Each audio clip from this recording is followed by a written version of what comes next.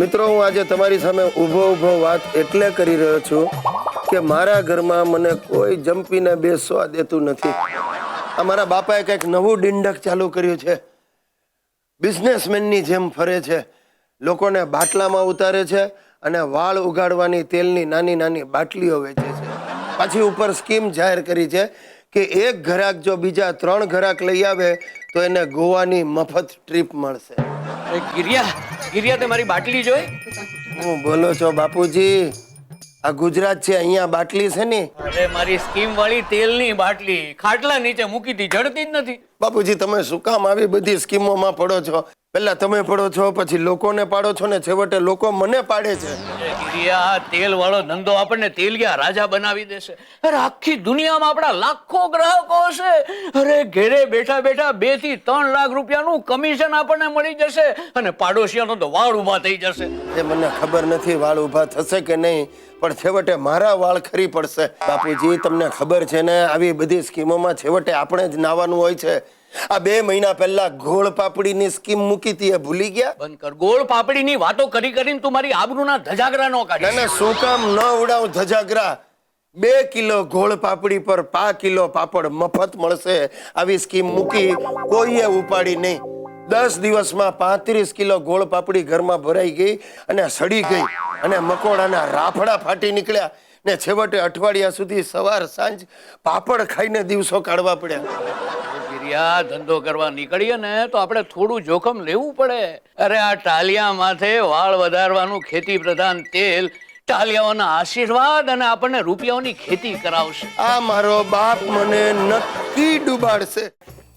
મિત્રો, સોગંદપૂર્વક કહું છું, છેલ્લા 12 મહિનામાં મારા દાદાજીએ મારી પથારી ફેરવી નાખી છે.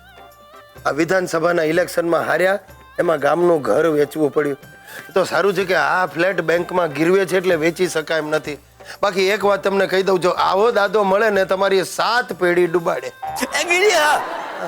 ગિરિયા, આ વખતે મને એક નવો વિચાર આવ્યો છે. ભાઈ, હું હાથ જોડું તમને દાદાજી, તમે વિચાર કરવાનું જ બંધ કરી દો.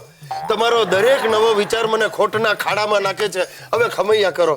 ભઈલા, આ વખતે તને ન્યાલ કરી દેવાનો આઈડિયા આવ્યો. રેવા દો, આવી જ રીતે ન્યાલ કરી દઈશ કરીને મને પરણાવ્યો અને હું બેહાલ થઈ ગયો. આ પણ જો આ વખતે છે ને, તને ને મને બંનેને ફાયદો છે.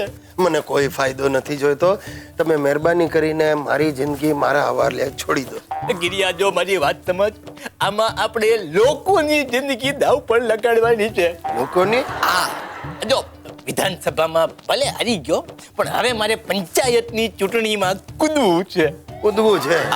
તમારે કૂદવું છે, પણ તમને કૂદવા કોણ દેશે? એટલે ટિકિટ કોણ આપશે? गिरिया, मांग के लेते हैं वो कमजोर होते हैं, मगर जो छीन के लेते हैं वही शेर होते हैं. જો गिरिया, મેં છે ને મારો નવો પક્ષ સ્થાપી લીધો છે. ને આપણા ગામના બધા વિધુરો મારી જોડે જ છે. ને મેં તો એમને પ્રવચનમાં કહી દીધું છે કે જો હું જીતી ગયો ને તો તમને બધાને 1-1 ખાટલા આપીશ. બસમાં ને રેલવેમાં એમને અડધી ટિકિટે મુસાફરી કરાવીશ. બગીચાઓમાં એમના માટે અનામત જગ્યાએ રખાવાનો છું. દાદાજી, પ્લીઝ કહું છું, આ બધા ગાંડા વેડા રહેવા દો તમે. नहीं, हमने जनता को वचन दे दिया है, डगला भरिया है, अब पीछे नहीं हटेगा. गिरिया, जब तक सूरज चांद रहेगा हरिश्चंद्र तुम्हारा नाम रहेगा. अस्थि बोखा एसोसिएशन ની મીટિંગ શરૂ.